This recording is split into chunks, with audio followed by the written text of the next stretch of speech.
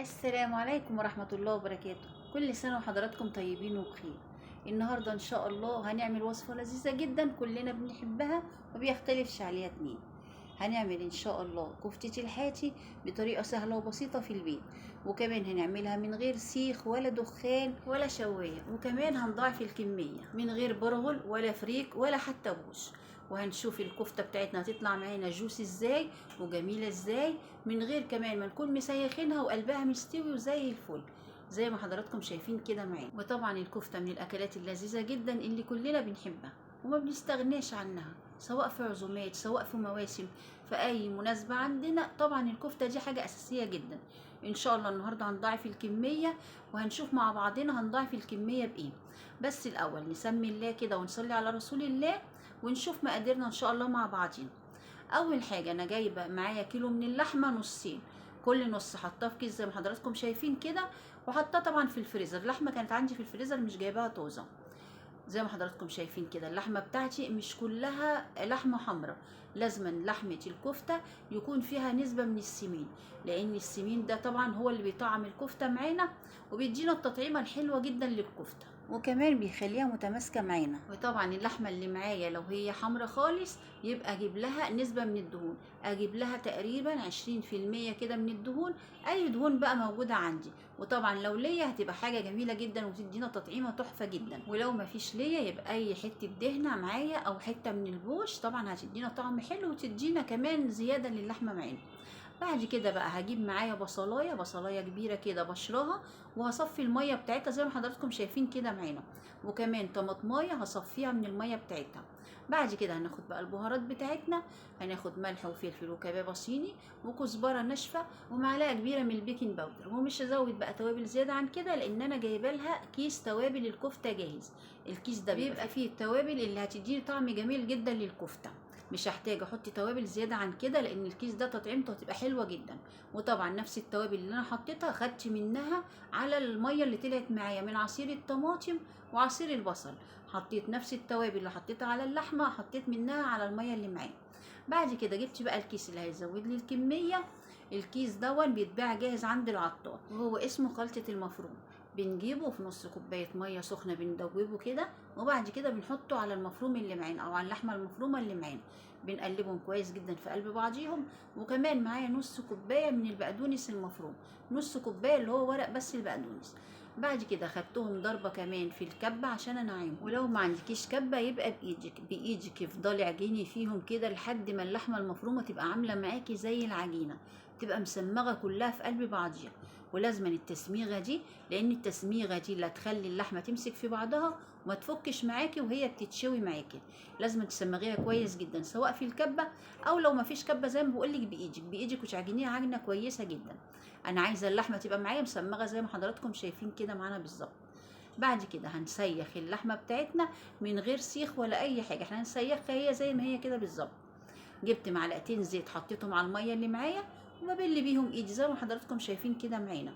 هنجيب بقى اللحمه، وطبعا صباع الكفته اللي انت عايزاه زي ما تحبي، بس بصراحه انا بحب اعمل الصباع كبير شويه علشان على ما بيستوي بيكون كش شويه كده صغيرين، بس انا بحب صوابع الكفته الكبيره. وطبعا ده يرجع لذوقك انت زي ما انت حابه صوابع كفته كبيره حابه صوابع كفته صغيره زي ما انت عايزه. وطبعا الصينيه بتاعتنا مش دهنينها اي حاجه، هي الدهون اللي في الكفته هتنزل على الصينيه ومش هتخلي الكفته ان شاء الله تلزق معانا ولا اي حاجه. وطبعا من غير سيخ ولا اي حاجه بنصبحها كده بايدينا من غير سيخ وقلبها يستوي يبقى زي الفل معانا ان شاء الله.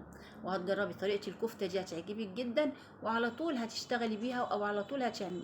وطبعا لو حابه تسيخيها سيخيها عادي مفيش مشكله، طبعا هي مش هتقول لا سيخيها ومفيش اي مشكله، لكن زي ما بقول لكم انا بحب اعملها كده على طول، بتبقى في منتهى الجمال ان شاء الله وبتستوي من جوه من بره وبتبقى زي الفل. وطبعا ان كان على السوا احنا هنسويها في فرن البوتاجاز، يعني مش محتاجين شوايه ولا اي حاجه. هناخد بقى الكميه اللي معانا دي بعد ما هنصبحها، هي تطلع معايا صينيتين من الكفته، هناخدهم ونسويهم في البوتاجاز. طبعا لازم الفرن بتاعنا يكون اعلى درجه حراره، يعني درجه حراره 200 او زياده كمان عن 200 مفيش اي مشكله. لازم الكفته بتاعتنا او صواني الكفته بتاعتنا تدخل على فرن ساخن جدا نكون مسخنين الفرن وندخل على طول الكفته بتاعتنا. كميه الكفته اللي معانا عملت صينيتين من الكفته، صينيتين من الكفته زي ما حضراتكم شايفين كده معانا بالظبط. طبعا هندخلها الفرن وهنخرجها ولا صباع واحد هيتفك منها، ونقول ايه اللي ما بيخليش، ايه اللي بيخلي الكفته تفك مننا وايه اللي ما بيخليهاش تفك مننا. اللي بيخليها تفك مننا ان احنا بنحط لها البصل بالميه بتاعته. البصل بالميه بتاعته طبعا هيخلي الكفته تفك معاكي. بلاش البصل بالميه بتاعته برضو لو مكترين لها البصل، يعني حتى لو جايبين بصل كتير ومصفيينه، كميه البصل لو كتيره حتى لو متصفيه برضو هتخلي الكفته بتاعتك تفك منك.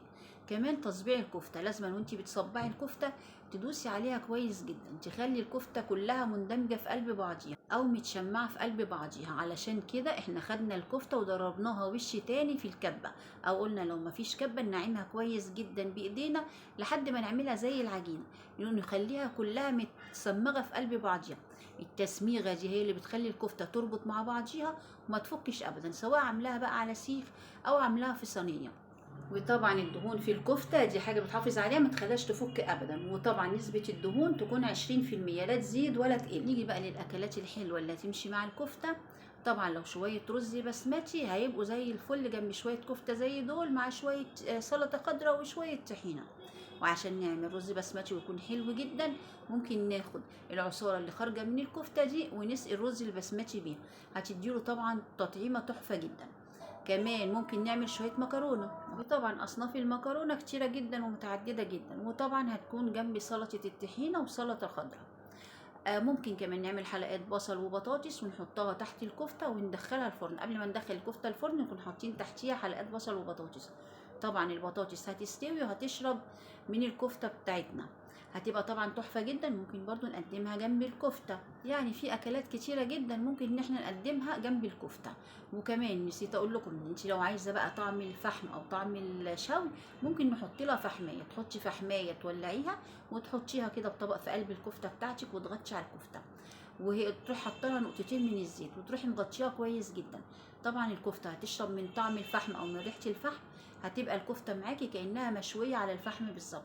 الكفته معانا تحفه جدا وان شاء الله هتجربوها، طريقتها هايله جدا ومش محتاجه اي حاجه تاني. وكمان زي ما حضراتكم شايفين الكميه معانا حلوه جدا، بسم الله ما شاء الله لا قوه الا بالله. ووفرنا على نفسنا الشوايه وطبعا تعب الشوايه والتدخينه وان احنا ندخن الشقه كلها عشان خاطر نشوي شويه كفته، وفي نفس الوقت عملنا احلى شويه كفته بمقادير سهله وبسيطه وبكميه وفيره جدا وبطعم لذيذ وخطير جدا.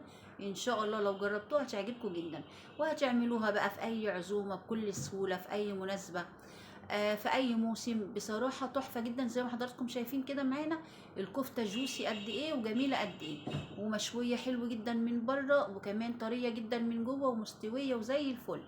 وزي ما قلت لك ممكن اي اكله تنفع كمان جنب الكفته، يعني ما تشيليش هم، حاجات بسيطه جدا ان شاء الله ومقادير بسيطه جدا هتعمل لك وجبه حلوه جدا ان شاء الله. وصحتين وعافيه لقلوبكم، وكل سنه وحضراتكم طيبين. ما تنسوش لو عجبكم الفيديو يا ريت تدعمونا باللايك والشير وسبسكرايب للقناه.